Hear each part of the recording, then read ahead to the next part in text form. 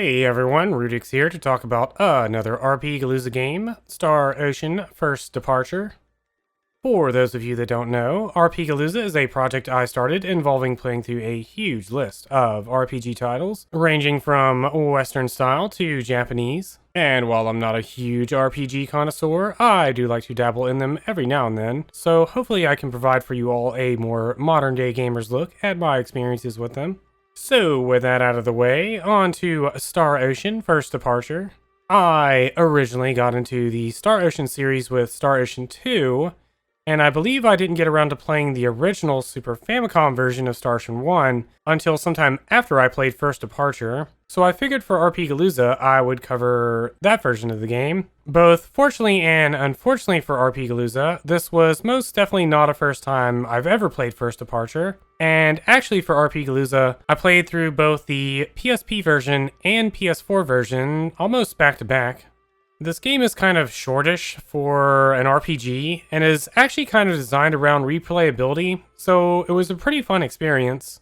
I chose two completely different parties for each version of the game so that, at the very least, I got some variety in gameplay in that aspect. And surprisingly enough for me, I actually tried to do a fair number of private actions for each playthrough so that I got more out of the story than I normally would. Which, despite being a fun adventure though, it's incredibly short and straightforward. So if you aren't doing private actions and side content, then you're missing out on a lot of the game, unfortunately.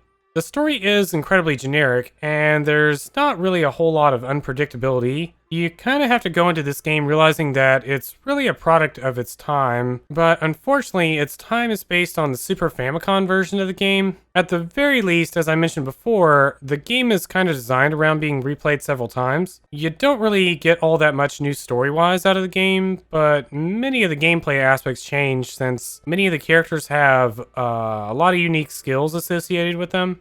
So for RPGalooza, I give this game a 6 out of 10. Like, I really enjoyed the game, and I love it to death, but it's not one that I feel like I can recommend to people without a huge number of discrepancies, unfortunately. It's a fun game, but it's got a lot of flaws, and you really need to keep your expectations low going into it, because it's an incredibly generic and short RPG. I still enjoyed my experience with it, and had no trouble playing through it twice in a row like I did, but you kind of have to play through it multiple times in a row in the manner in which I did to get a fair amount out of it. But anyways, that's basically it for Star Ocean.